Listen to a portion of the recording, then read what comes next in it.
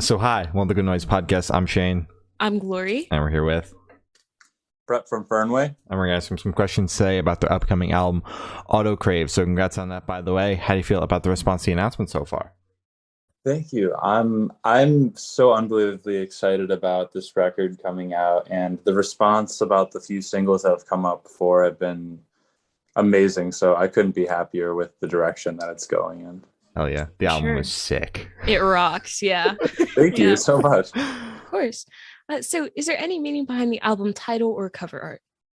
Yes, so the meaning behind the album artwork and the name itself kind of has to do with the concept of the modern age that we're living in, and that us as humans are kind of we're drawn to technology. I'm trying to think of like a way.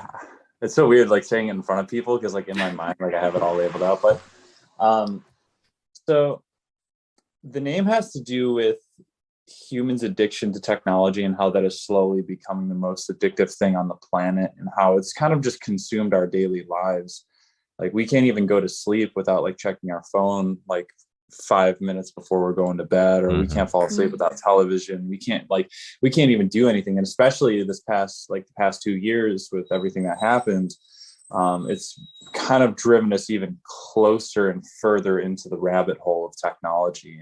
And that doesn't mean that's a bad thing either. I mean, technology is a wonderful thing. I mean, like we're doing this right now. This is amazing. This is like grade A human communication that can happen with technology, and that's the beauty of it. But there is the negatives of it too, and it's just kind of I don't know. It's just the ups and downs, and Fernway wants to emphasize on the positives that can be drawn from it, while also emphasizing that a huge thing that has been caused by this is lack of human interaction and destruction of inhuman communication that has been established. Wow. You did very cool. well explaining that. That's a good job. Yeah. Cool. Yeah. Let's go. Oh yeah. So can you tell us a little bit about your writing process for this album?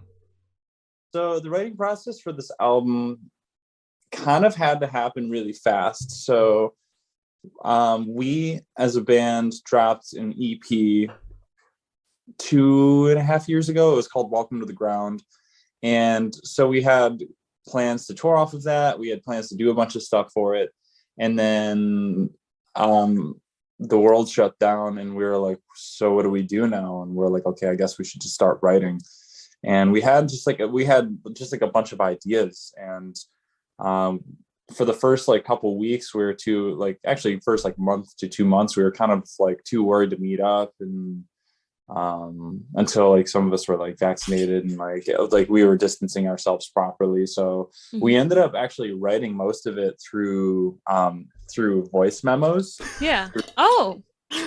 Yeah, we used like voice memos for some of the recording stuff. Our guitar player Jonah sent over like something that's actually on the record that he used to record in his voice memos. That's so cool. And he ended up doing that. And then once it kind of felt a little bit more comfortable for us to meet up, our vocalist RJ owns a studio called Skyway Studios. And we ended up just like the few of us just meeting up and just like hammering it out, and like really like diving into the writing process. So this whole past 1.5, 2 years has just been like cooped up and just like writing and just kind of like, I don't know, just like, and having fun with it too. So that was kind of the writing process for it. Sure. That's really cool.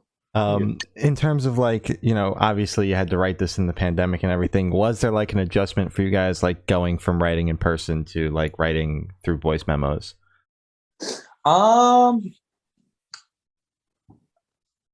There was.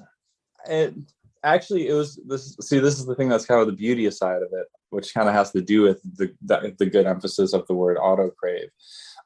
We ended up having to get much better at recording in our own spaces and being better at communicating with each other. And voice memos was like, it was like a few that like, I think only one part actually made it onto the record from the voice memos. I mean, all the parts from the voice memos were actually like written and recorded later. Yeah. But I ended up getting a new laptop. I ended up getting Logic. I ended up learning how to record on my own time. RJ I think he's a great recording engineer, and he just got better.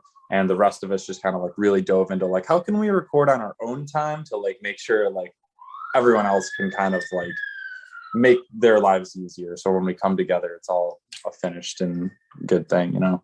Mm-hmm. Yeah. Makes sense. Perfect. Yeah. So what song off this album took the longest to write, and which one is your personal favorite? So the one that took the longest to write, wow, I never even thought about that one. Probably, if I had to say the one that probably took the longest to write, 323, try smiling, forgive me not. I'd probably say Mountain Climber might have taken the longest. That was the first song that we kind of wrote as being distant from each other. So it's just like sending voice memos back and forth, and like me recording a part and then RJ like editing it. So like, yeah, actually surprisingly, now that I'm thinking about it, every song was written very quickly for this record. Like, oh, wow. Yeah, like 23, that song that's like XXIII, the Roman numerals, 23. RJ and I wrote that in 2 days. Wow. We finished that. I had like a lot of the guitar parts written, and then I came to RJ. We sat down, recorded that, and then RJ's like, I have this really cool synth idea and vocal melody, and then we just always we're always just writing lyrics on our phone for future reference for ourselves. And that song was done like that. Try Smiling, RJ literally was like, hey, I wrote this song, and I'm like, wow, okay. Whoa, yeah. Like, so Mountain Climber, I'd say, was probably the longest. And then my favorite song is Compass Free off the record. So that song, to myself personally, I wrote a lot of that song, guitar wise and lyric wise. And that song comes from a place of serious mental health hurt for myself. And I came from, I struggled with alcohol addiction for a little while, and I struggled with, and I still struggle with imposter syndrome on a daily basis, to be honest. But it's about a place of starting from ground zero and starting from rock bottom, and realizing that in some way, shape, or form, like we try to get from point A to point B, no matter what it is. But us as people, like we see like our friends going in certain directions, and we kind of think that we have to also go in that direction. So we try to hammer out like and break down these doors to get into the next room, to get to the next place. But we don't stop to like breathe and like look around us, and then like acknowledge that, oh, there's another door right next to the door that I'm trying to break through that's just as easy to open. So the idea to like the meaning to me of Compass Free is that no matter how hard the situation is, we'll all find our way to our like a happier place. And it might take time, but it is just like a beautiful message that I just wanted to convey through music in some way, shape, or form. I love that. Yeah, I love that a lot. So how'd the track list for the album come about? Did you guys write the opener be the opener, closer be the closer? Did you shuffle around, see what fits? What was that process like? Wait, what was that? I'm sorry. Like the so how'd the track list for the album come about? Did you guys write the opener be the opener, closer be the closer? Did you shuffle around, see what fits? What was that process like? So we almost kind of did it in terms of single release for us, but we just thought about it in terms of like a live show. And if we were to play like that record front to back, that would be a set list. And we just, I don't know, to us as music listeners, we like things to kind of just be a roller coaster of just like interest, and there's high points, there's low points, and that's kind of like how that set list was kind of picked out. Okay. Oh, okay. That's cool. I like that. Yeah, that's fair. I'd actually like to go back to the last question for like a quick second. You mentioned that the album overall was written like pretty quickly. What do you think made the album go by so quickly? What do you think made it so easy to write? Was it because you were all in your own elements? Was it the voice memos? What do you think that was?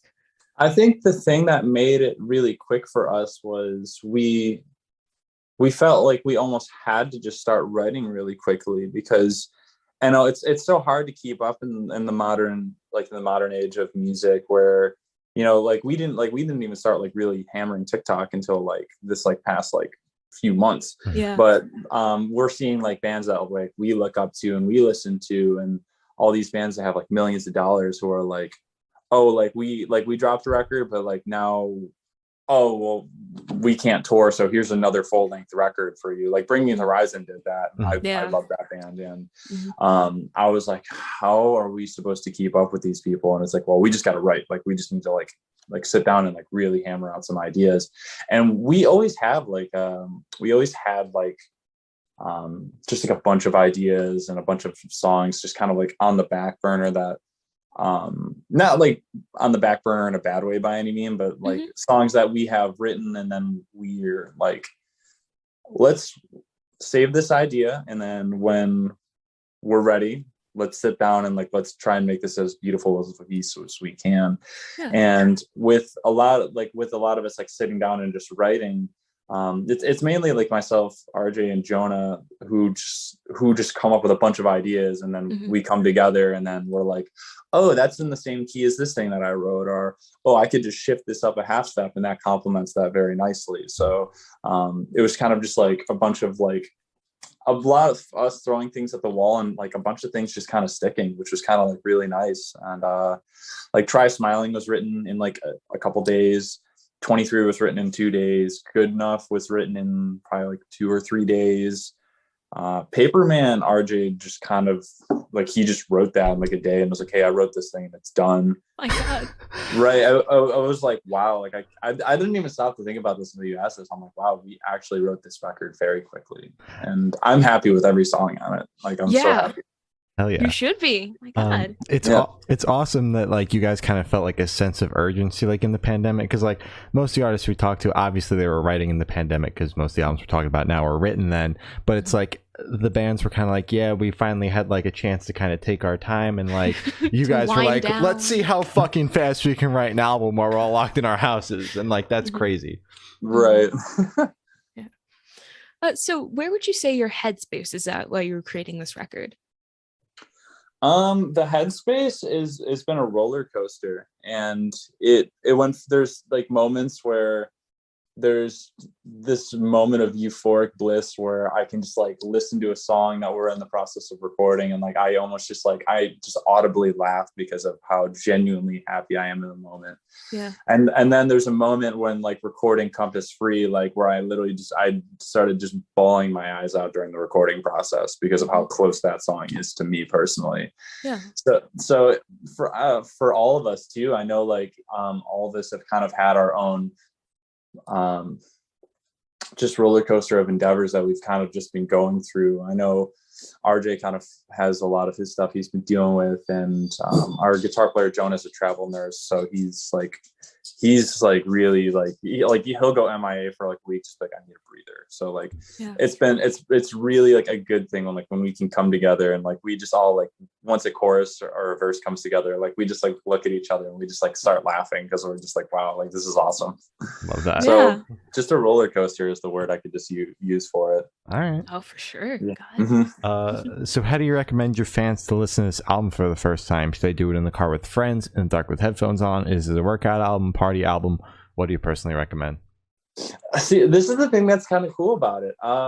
It's a record I think you could do whatever you want with.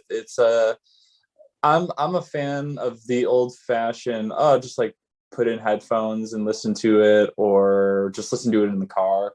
But the record has so many different types of songs on it. Like the song Good Enough off that record, like to me, like I want to hear that song playing in like a party sense. Like it's not like party like, oh, like get like messed up, but like when I hear that song Good Enough, you ever seen the movie Night at the Museum? Yeah, I want that song because I think the ending of that movie, I think they play Earth, Wind and Fire's September, I think is what they play. Yeah. And I could just imagine Fernway's Good Enough being like almost sampled over it. Like I just like, we did it as like a joke. Like the one day, like we turned the audio down and we just turned Good Enough up. So like that, like, I could see that in a party sense. And then you get songs like 23, or you get songs like Compass Free, where I think like those are just like really powerful, like in your own kind of like in your own realm of things. But who knows, like however you want to listen to it. It's just the beauty. I like that. Sure. Yeah. So this one should be super, super quick. Off the top of your head, I want you to describe this album for new listeners in 3 words. No more, no less. Adventurous. Okay. Beautiful. Mm-hmm. And this, man, 3 words. One more. Beautiful and optimistic. There you go. Perfect. Yeah. So in that same train of thought, is there a certain feeling or emotion you want listeners to have while going through the album? A certain emotion to have while going through the record. I wouldn't consider it an emotion, but I would say the willingness to adventure different realms. I don't really know how to, like, I guess the emotion would just be positive, just happy, just go into the record being happy. I don't know. And if you're going into it sad, I mean, you could absolutely be sad, because there's definitely some sad songs on there too. So, and maybe if you go into it sad, it'll make you feel happy by the end. There you go. Yes. There we go. Yes. I love it. That is what we want. Don't listen to Stay Well if you're sad and trying to be happy, though. Listen to Try Smiling. That's the song. There you go. All right. Right. Perfect. So what is your favorite memory that you made while creating this album? Favorite memory made while recording this album? Mm-hmm. I think one of them had to be after Good Enough was written. I remembered upstairs in RJ's studio, and I was just kind of dancing like around the studio, like listening to the song for like we probably listened to it like 3 or 4 times in a row, but just like dancing around. And then we would just listen to it at Jonah's house, and we would just do like the same stupid dance like over and over again. So either that, or I remembered after Try Smiling was like the single was dropped, I remembered somebody got cupcakes for us, like yellow cupcakes for us. And I remembered we took like a video. I probably still have it on my phone of one of us just eating like one of the cupcakes. But I remember there's like a video, and it just like turns to me, and it's just me just like I just like took the cupcake and I put the whole thing in my mouth. So I think like probably those were probably my favorite memories of recording the record. Oh my God, that's amazing. I love that. Love that. One and done, you know the rule. Exactly, man.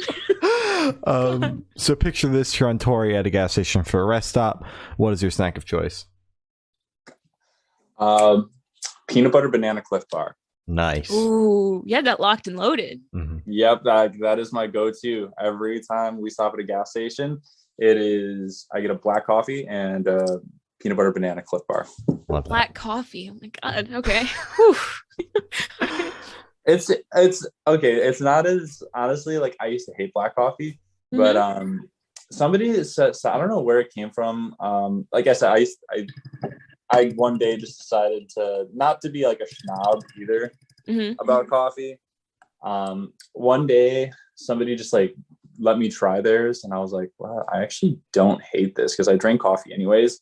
And I just started to like drink it, and I hated it at first, but I'm like, I think if I just force myself to drink this, like I think I'll probably like it. Oh, yeah. And now I just love black coffee. So black coffee and peanut butter banana Cliff Bar. Wow. Okay. I'm proud of you for doing that, because I could never, but I support you with that, man. Thank you. I appreciate it.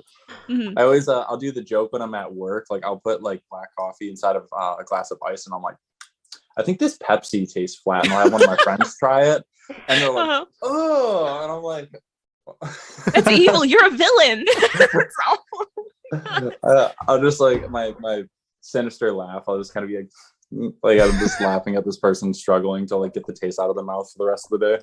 That's evil. That's fucked up. That's fucked up.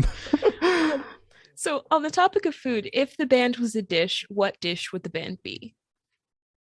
I want to say either sushi or a smorgasbord, because I want to say all of us have so much personality, but we're all so different in so many ways.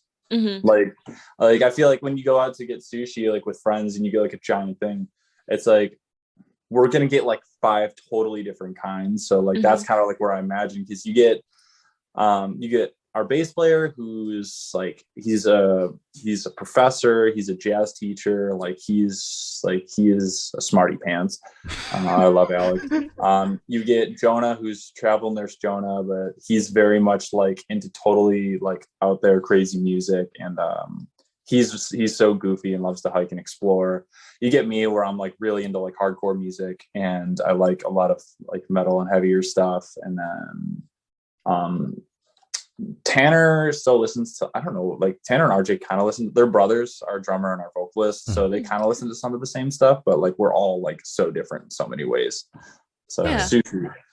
All right. Perfect. So for the last couple of questions, we're going to shift completely away from music and go straight to death row. Boom. So if you're on death row, what would your last meal be with drink? Last meal would be spicy tuna roll, sushi, and then last drink would be, because it's a treat myself drink, I would probably do one of those like venti sweet cream vanilla cold brews from Starbucks. Or like one of those like brown sugar cinnamon drinks from Starbucks. Those are so good. So like I'd probably just like I'll probably just go with both of those. Exactly. Yeah. Live it up. Live it up, you know. two things that totally don't complement each other whatsoever, but no, like let me live my life, you know. Exactly. Sushi and coffee. It's, you know, gotta try it. Right. So if you could live in one fictional world for a week, where would you live? One fictional world for a week. Yep. Maybe I was gonna say maybe Naruto, maybe. Oh. It depends how busted of a character I could be, but like I'd probably say Naruto if I could be busted. That's the only exception. Okay, that's cool. Right. We'll take it. So I have the honor of asking the last question, and every single person that we've spoken to have said that it is the most important question. What's your favorite color? Green. Nice. You have a specific shade of green? It always kind of varies. Going towards fall, I really like evergreen for fall and winter. Getting towards this time of year, I kind of like slime green. Oh. Yeah, like slime green. Kind of like neon-ish lime green. Yeah. Yeah. Nice. Perfect. Oh yeah. That is an important question. It really is. Yeah. The most important question. It is. So as I said, that's all the questions you have today. Is there anything that you would like to plug? Yeah. I'm just excited. I'd just like to say that I'm very excited for the record to be coming out. We got a whole bunch of merchandise that is going to be getting shipped out in the next couple weeks as well, and we'll be having those up as soon as possible. The record comes out in just a couple days. Yeah. June 17th. There'll be a tour coming soon. July, we're looking to do a tour early July, so I guess keep an eye open for that.